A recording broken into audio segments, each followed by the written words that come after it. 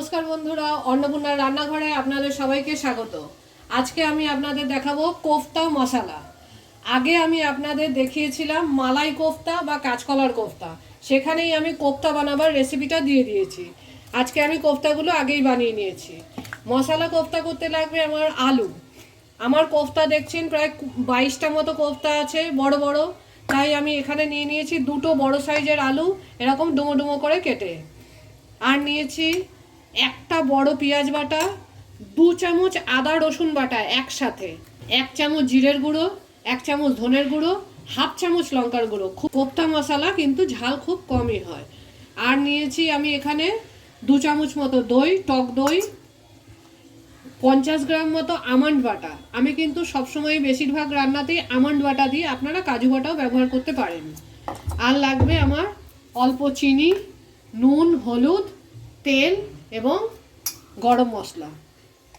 আমরা এতে একটু রান্নার শেষে হালকা ঘিও ব্যবহার করব। আমি শুরু করছি কোফতা মশলা। তার জন্য আমি নিয়ে নেব 2 টেবিল স্পুন মতো সাদা তেল। এই রান্নাটা কিন্তু আমি সর্ষের তেলে করব না, 2 টেবিল স্পুন মতো সাদা তেল। তেলটাকে খুব ভালো করে গরম হতে দেবো। আমি প্রত্যেকটা রান্নাই আপনাদের বলি তেলটা কিন্তু খুব ভালো করে গরম হতে হবে, না হলে কিন্তু কাঁচা তেলের গন্ধ থাকে এবং মাছ ভাজলে মাছও লেগে যায়। তাই সবসময় তেলটা ভালো করে গরম করে দিতে হবে। দেখুন আমার তেল গরম হয়ে গেছে। আমি এতে ফোড়নে কিন্তু কিচ্ছু দেবো না, শুধু এই একটুখানি দারচিনি। আমি এই কেটে রাখা আলুগুলো দিয়ে দিচ্ছি। A few moments later. আলুগুলো প্রায় ভাজা ভাজা হয়ে এসেছে। এবার আমি এতে মশলাগুলো দিয়ে দেবো। একটা বড় পেঁয়াজ বেটে রেখেছিলাম, দিয়ে দিচ্ছি। গ্যাসটা মিডিয়াম করে নিলাম।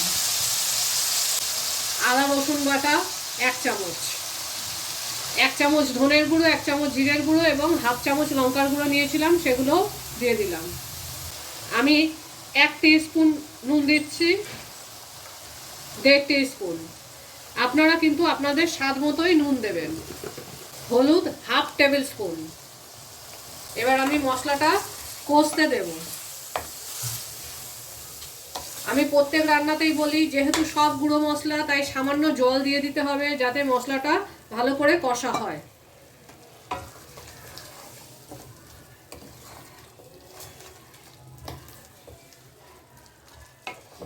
মশলাটা দিয়ে তেল বেরোনো পর্যন্ত আমি ঢেকে দিচ্ছি, 2 থেকে 3 মিনিট ঢেকে দিচ্ছি।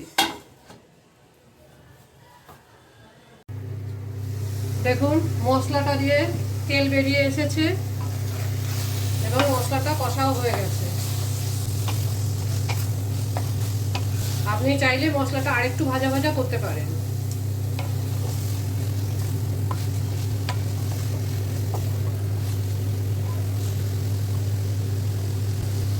মশলাটা যেহেতু কষা হয়ে গেছে, একদম মাখা মাখা হয়ে গেছে, আমি এবার আলুগুলো সেদ্ধ হওয়ার মতো জল দিয়ে দিচ্ছি।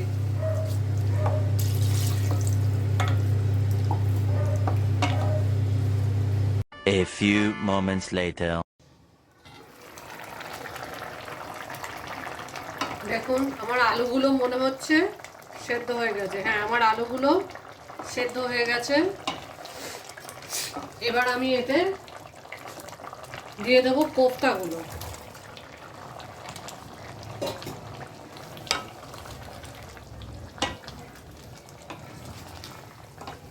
কোফতাগুলো দিয়ে আমি একটু মিনিট 2 ঢেকে দেবো যাতে কোফতার ভেতরে ঝোলটা ঢোকে এবং কোফতাগুলো নরম হয়।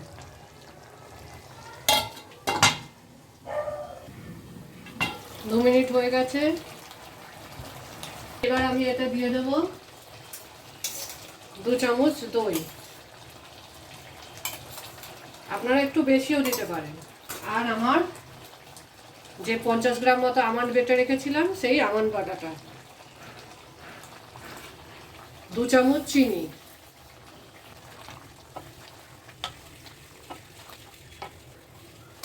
কোফতায় সব ঝোল টেনে নেবে, তাই আমি একটু সামান্য একদম এই বাদাম বাটাটা ধুয়ে জল দিয়ে দিচ্ছি। যে বাদাম বাটাটা লেগেছিল সেটা দিয়ে আমি একটু জল দিয়ে দিচ্ছি। দেখুন গ্রেভিটা কি সুন্দর লাগছে দেখতে, খেতেও কিন্তু খুব সুন্দর হবে। আবার আমি মিনিট 2 জন্য ঢেকে দেব। A few moments later. দেখুন আমাদের মশলা কোফতা রেডি। এবার আমি এতে দিয়ে দেবো, গ্যাসটা একদম কমিয়ে দিচ্ছি, সিম করে দিচ্ছি। এবার আমি এতে দিয়ে দেবো 2 চামচ গরম মশলা,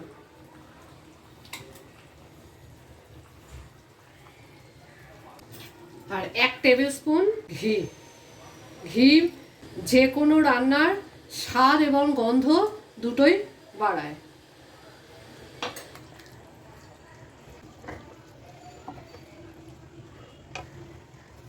আমাদের মশলা কোফতা রেডি। এটা আপনারা রাইস, গরম ভাত, পরোটা, রুটি, নান, লুচি সব কিছুর সাথেই গরম গরম সার্ভ করুন।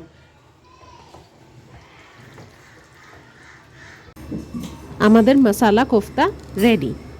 আর আরেকবার আপনাদের মনে করিয়ে দিই, কোফতা বলসের রেসিপির লিঙ্কটা ডেসক্রিপশন বক্সে আমরা দিয়ে দিয়েছি, আপনারা চেক করে নেবেন। আর আপনাদের যদি এই রেসিপিটা ভালো লেগে থাকে তাহলে আমাদের চ্যানেলকে লাইক, শেয়ার এবং সাবস্ক্রাইব করবেন। আর বেল আইকনটা প্রেস করতে ভুলবেন না। আর কমেন্ট করেও আমাদের জানাবেন আপনাদের কেমন লাগলো। Thank you for watching.